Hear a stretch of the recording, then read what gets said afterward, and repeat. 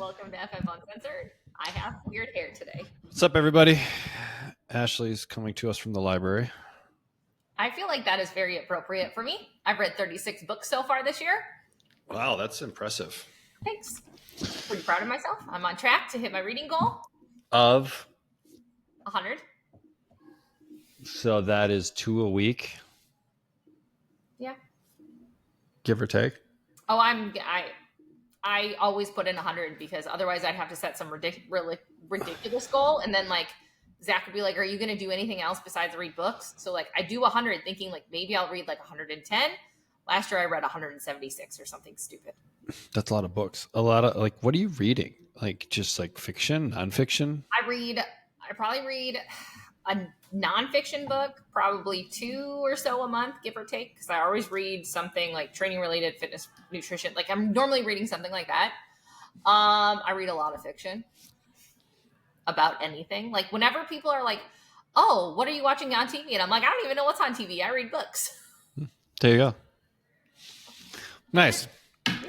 Well, today we're going to talk about books. Just kidding. We're talking about heart rate monitors. Not even going there. So we're going to talk about heart rate, specifically heart rate monitors, some of our favorites, ones we've used in the past, what we like now, and why this is important. So If you didn't catch it from the name, a heart rate monitor measures your heart rate, right? So there are other ways to measure your heart rate. Many of us have a watch on, I have the Garmin. Ashley also has a Garmin. A lot of people have Apple Watches. And even if you're riding a piece of cardio, you can grab onto the sensors and get your heart rate that way. And so there's a lot of ways to get our heart rate. And why is tracking our heart rate during a workout or during cardio sessions maybe important? Okay. Are you asking me That's a question. Yeah. I want to make this a little back and forth. Today. There is a big push on how hard are you working during your training sessions and where should you be working the majority of the time. So, I know that we have talked about it on here. I'm sure people have seen it other places, but zone 2 cardio is kind of a big thing for people and what they're talking about. So are you getting enough there? Are you spending enough time with your heart rate elevated, meaning 80, 85, 90% of your max? Are you getting enough in all of the right areas for you to improve your cardiovascular fitness? Meaning, is there an improvement to your HRV and is there an improvement to your resting heart rate? I'm missing one more too. What's the third one? VO2 max. Thank you. Wow, that one was really hard. So, we should probably, even before we get into that, be why is this even important, right? So, why is cardiovascular training even important? And probably the biggest thing around cardiorespiratory training is improvement of heart function, which ultimately leads to increased lifespan and health span. And so the people that have the highest VO2 max have the lowest incident of death, right? So it's not just it's not hey, if I have a really high VO2 max, I'm automatically going to live to be a centurion or whatever, but you have more likelihood of living a long time, right? Heart's functioning well, vascular system's functioning well. The heart is what moves oxygen and nutrients around our body, gets rid of all of the junk and the garbage and discards it. And so that's a system that's really, really important. Arguably it's more important than strength. But they are both important. Having both of them is a 1 + 1 = 3 type of thing versus one or the other. So that's why this is even important. And so a lot of people, unless you're an endurance athlete, don't actually really think about cardiorespiratory training. Or most people think of oh, I do cardio to lose weight, which isn't actually a really effective way to lose weight, but that's why a lot of people might do cardio. Is that, am I saying something that is untrue? No, it is so true, which makes it really funny when you say it just so simply, doing cardio for weight loss is kind of bogus.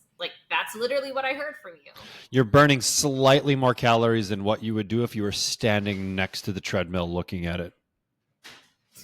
Slightly more. And now it makes me think of all the posts where people Easter just happened. So if you eat an Easter Reese's egg, you have to this many calories, and this is what you have to do to burn that.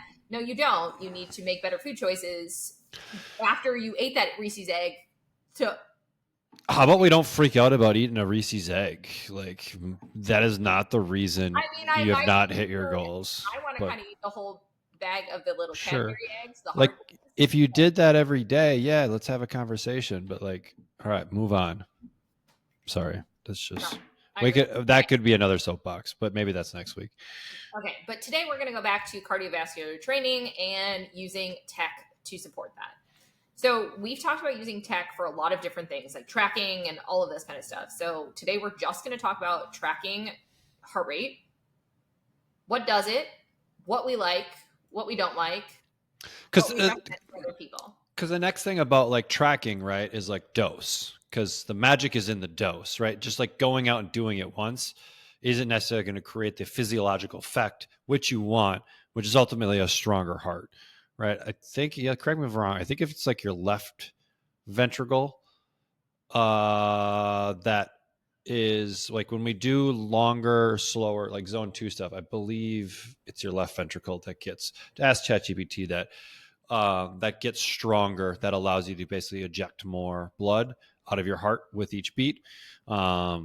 Which, when we think about resting heart rate, right? If I can inject more blood out of my heart with each beat, my heart doesn't have to beat as much in order to move blood around my body, right? And so, is that right? Your left ventricle. Yay! And you know, it's funny. I was like, I'm pretty sure that's the increase of stroke volume, which is what you're talking about. And it was, Correct. man, I'm like, man, I really just need to get better at. So, I did learn a thing or two in school. Oh, and just remember, mitochondria multiply and become efficient, helping your body burn fat as fuel more effectively, especially at lower intensities. And that actually might be another. So mitochondria is something that I'm very interested in right now. Like Because it's the powerhouse of very the cell. interesting. Because right, exactly. Only But thing anyone remembers from right, biology. mitochondria is the powerhouse of the cell. Yes, this is true. It produces energy. But when we look at the aging process, the health of your mitochondria is a really, really, really, really important aspect of it. Because if your mitochondria is healthy, it's going to create energy that allows it allows every cell in your body to function the way that it's supposed to, right? And so it's really important. And cardiorespiratory training is one of the ways that we can increase the amount of mitochondria that we have in the cells. So again, being more efficient at creating energy, right? And so that is a really cool benefit. And then you also get some vascular things that happen as well. But that's why we should probably do, if we are especially training for just like longevity, right? Because I think a lot of people that are listening to this aren't necessarily like high level endurance athletes or high level strength athletes. Most people that come to functional fitness wherever, they're just like, hey, I want to like just be able to do awesome things for as long as possible, and I don't want my physical ability to limit my capacity. And so like much of that is okay, then we need to kind of like be pretty good at most things, right? I need to be pretty strong for my body weight. I need to have good mobility, right? I need to also have a decent engine, a decent cardio. And even if you are like a strength training athlete, the better your cardiorespiratory system is, the faster you can recover and the better results you can get from your strength training. We used to kind of think like, hey, if I'm a lifter, I just lift and shouldn't do cardio because it's just taking away from lifting. But cardio can actually be beneficial to lifting and getting stronger. And that goes And the other so, ways too, that lifting can be beneficial if you're someone that's very cardio focused. The lifting right, can be very beneficial in injury right. prevention and some other stuff there too.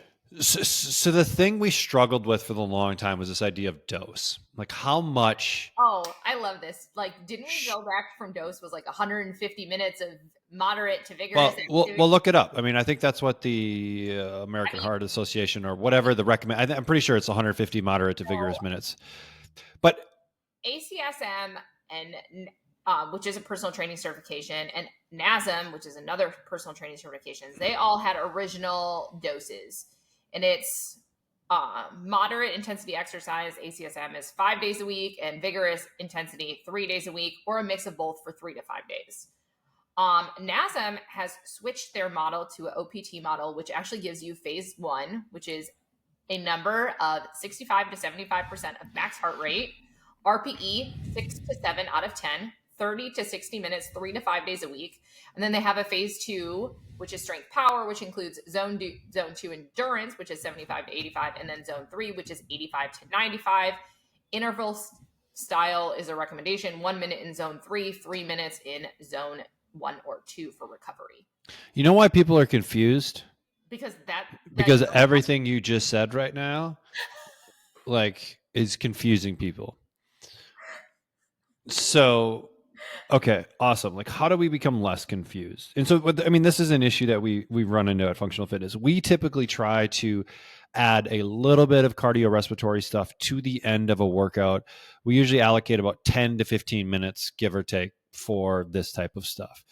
And so, but the vast majority of the stuff that we will prescribe is higher intensity, right? And the main reason is low intensity, you need a minimum duration in order for you to really get good benefit out of it. And it's about, give or take, 30 minutes. I thought it was 45 for some reason. You can look it up, but I'm pretty sure it's close to 30. And so, and that's like what we would consider like our zone 2. You can have a conversation.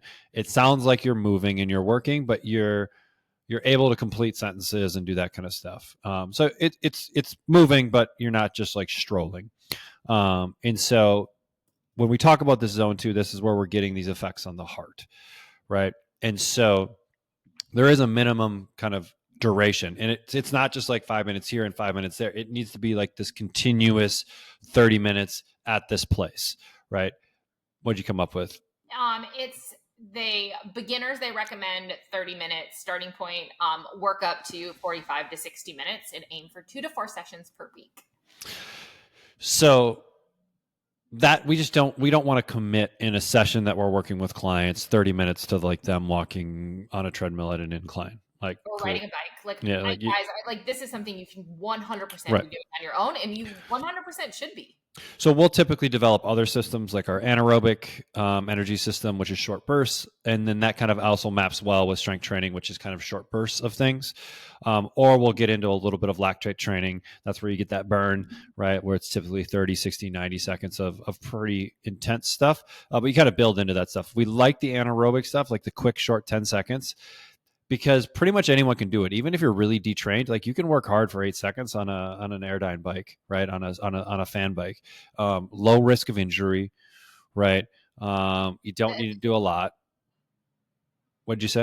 The ability to easily repeat over and over again. Like, you're going to see RPMs. You're going to do that, so you can set goal standards, so you can repeat at the same intensity. Pretty much everyone can ride a bike. Like, unless you have like some serious balance issues, like, you can get on a bike and go pretty hard. And that's actually one of the things as you get older, it's hard to find safe activities that you can just try and kick ass at, right? And the cool thing about a fan bike is like you can get after that thing as much as you want, and like get this intensity. Because I think that's something that we miss as we age. We don't get a ton of intensity because there's just really no need for it. But then if intensity is ever required, if we've never actually challenge that system, it's going to be hard to call on it when it is required, right? I need to run, I'm crossing a street and I didn't see a car coming and I need to quickly get out of the way, right? Or maybe like if you're a grandparent and you have watching little kids and they're running and doing something dangerous and you need to quickly get them, right? Like, there's times when we need to call upon these systems, and if we haven't ever called upon them before, like, I would rather do it in a controlled environment in the gym, and develop it there. And then the other cool thing is, because we typically do like a 1-to-4, 1-to-5 work to rest ratio, your heart rate never really drops all of that low. Like, we kind of keep you pretty elevated, and you don't need a lot of it, right? 4 or 5 sprints to start out with is probably enough. If you're getting into the 8 or 10, if you're doing them hard enough, you're probably getting pukey. We don't want to get pukey. So that's if just, you are doing 8 to 10 and you aren't getting pukey, you're not doing it hard enough. My high school kids, they're like, oh, do I really need to ride the bike? They're like, I'd rather do sprints. And I'm like, that tells me you're not running hard enough and you can't work as hard as you do on the bike. The bike sounds like it wins. And that's where a lot of people live. Yeah, the bike is cool just because upper, lower, all of everything's working at one time. And so, but that really, like, if we think about our systems in like 3 different zones, right? That would be like our red zone. Like, we're lots of intensity, spiking that heart rate up for a period of time, right? And then we have a green zone, and then we have a kind of a blue zone. So for a long time we used go ahead. The blue zone makes me think of like all aren't those the blue places where people live? Oh yeah, blue zone. It for real is a blue zone. Okay. The people that live the longest do a lot of blue zone stuff. Yeah. Yeah. They garden and do a lot of that kind of stuff too.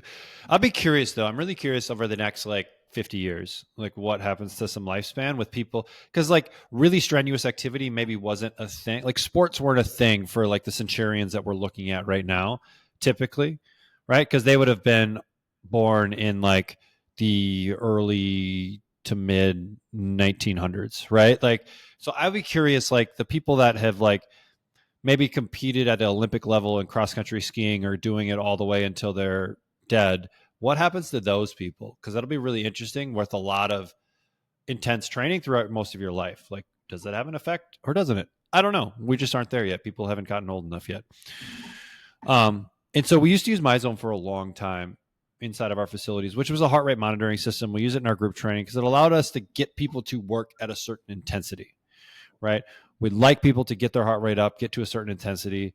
And it was good and it did some nice things, but I think it incentivized the wrong things. You think my zone effort plates are not the top of Well, the like, I mean, it incentivized, these things are good, but the whole purpose was to get more of them, right? And competitive people want to get more. And we don't necessarily need more high intensity. We need the right amount of high intensity. And we probably need more low intensity that we're not getting. And so I don't know how many years ago it was, but was introduced to a product called Morpheus, which I personally use. Actually, you're still using Morpheus. use mine. She uses it. Aaron uses it. Like I have a couple of different clients that use it. I have a couple clients that use it. I sell it in the gym too. But like what it's done is essentially give us dosage without having to really figure out dosage. You can just like, cool, you've got 3 zones. How much time should you spend in your red zone, your overload zone? How much time should you spend in your conditioning zone, your green zone? How much time do you need to accumulate in your blue zone? Cool. Go do that week over week. And if you do that, you're going to get in better shape. And so it gives a nice kind of roadmap. It's very clear. And then I can tell a client, hey, I want you to get some green zone, or I need you to get some blue zone, or I need you to get some red zone type of stuff. Well, it takes the guessing out of from person to person and what is moderate. Like what my version of moderate and your version of moderate 100% are probably not the same. We're not working at the same level. Like my percentages are probably like what is my green zone and what is your green zone are probably not the same because we're aerobically different. Because it adapts. It adapts to your training. Just based on your like when you have it on, like you're putting it on first thing in the morning, you're wearing it. It's adapting your numbers based on what your HRV is doing and responding to it. I mean, I'm pretty sure it pulls off of your, like you're putting in your sleep in there, how you rate your sleep, all of that kind of stuff. There's a lot of information that's pulling in to give you accurate numbers on your level of cardio you should be doing. So it's essentially giving you a recovery score every morning. It's telling you like, hey, how well have you recovered with everything else that's going on? HRV is going to pull in some stress stuff. Like you've got sleep duration, you've got some subjective things. How well are we recovered? If we're recovered really well, cool. Let's really kick butt. Our numbers are going to be a little higher on that particular day. Like I was pretty recovered today. It was like 89% recovery. And so like my top end, which today was a VO2 day for me, was like 164 beats per minute. And so I'm 39, right? So that would be different for someone that's 50, right? Because we just have different capacities in our hearts. So it's adjusted per age. And really like those numbers don't get adjusted for how well conditioned you are. It's more like your recovery and your age and that kind of stuff. But I was doing a VO2 max day. And like for me, like I have to accumulate 24 minutes, 25 minutes. That's my goal every week inside of the red zone. So I can choose to do that in one workout, 2 workouts. I typically just get it all done in one. And then I think for me, from my next zone is like 25 minutes or something like that is my baseline. It's my minimum. And then my recovery zone is like 200. And so 200 minutes. And so it basically, the moral of the story is it adjusts to your capacity on any given day. It doesn't mean that you're not going to be able to kill it on that day because you can still you can still not be well recovered and go out and do a PR and do awesome and that kind of stuff. But it gives you like, what's the right amount of intensity for me today to have an effect on the system that I want to have an effect on, right? Well, when you don't recover as well and all of that kind of stuff, your heart rate is going to be slightly more elevated during your training. So, meaning it might be harder to stay in zone 2. It might be easier to get into your red zone. Like it adjusts there, but I like that it's not telling me that I'm not recovered and I shouldn't train today. Yeah. I'm secretly happy when I have a low recovery score on a VO2 day because I'm like, sweet, I can sit at like 158 and not at 168. God, I wish. Our heart rates are so not the same. So, but I had a poor recovery day. Mine was trash. I'm going to do zone 2 on the wonderful bike that's sitting right. And like you basically can increase your recovery score by doing blue zone work. Right. Like if you go, so like I did actually some blue zone work this morning for like 30 minutes. And I think I woke up with like a recovery score of like 84. And then I did some blue zone work and then it got up to 89. That's what I've noticed is really crazy. So my Garmin watch rates my stress. And if I do some blue zone work and my stress is really, really high, my stress numbers will reduce on my watch. So you're seeing it confirmed in other areas as well? Yeah. So I'm like, man, like, because my Garmin alerts you when your stress levels are high or when you're. Is yours just like alerting you? Is it just buzzing all day long? Well, let's just say, so I started this day at high stress and my battery was really, really low. I added 15 points from doing zone. What's your stress level right now? What's your number? 60 is my number. 60? Okay, I'm going to explain this. So, and maybe we should have a whole conversation about stress, but they are currently, so we moved into a bigger building. We doubled our square footage, but we moved into a unit that has construction going on it. Yesterday, they started tearing up the concrete in the new unit because they're putting a dentist in next door to me. So I listened to them pound concrete last night for 3 hours straight, and then I listened to them pound concrete to break it up this morning. This is something that you don't think of as stressful, but your body and you in your head don't always agree. So like that is still a stressor. They stop, they restart again. And you don't realize every time they restart, you're not really ready for them to restart. So you kind of have this little struggle. They don't ask your permission every time. They're like, they don't like, we're going to start in 3. No, there's none of that. But like, it's very amazing for us we don't like, and I wouldn't say like, oh, I'm stressed out, but my body is responding to that stress without me naturally knowing it, which is very common. That's what our bodies do. Also, I got enough sleep, but they told me my sleep quality was so poor because I was so stressed out when I went to bed last night. Okay, but all in all. So a lot of you are getting this kind of stuff from an Apple Watch, from that kind of stuff. And it's okay. I think it's better to look at something than nothing and then make some, like, I know with Garmin, they have like activity minutes and that kind of stuff that you try to accumulate throughout the week. But for the person that's looking to kind of take it to the next level, maybe take their cardiorespiratory fitness a little bit more serious, I highly recommend Morpheus. We're going to start to implement it with more clients. We just wanted to get really comfortable with it ourselves and make sure that we kind of understand it and all that kind of stuff. So definitely check it out if it's something that you're interested in. I don't know what's going to happen to it with all the tariffs, but we'll see. Like, I don't know if it's going to be more expensive or not, but. Oh, well, interesting. But to make you feel better, I have a bunch in stock at my house. There you go.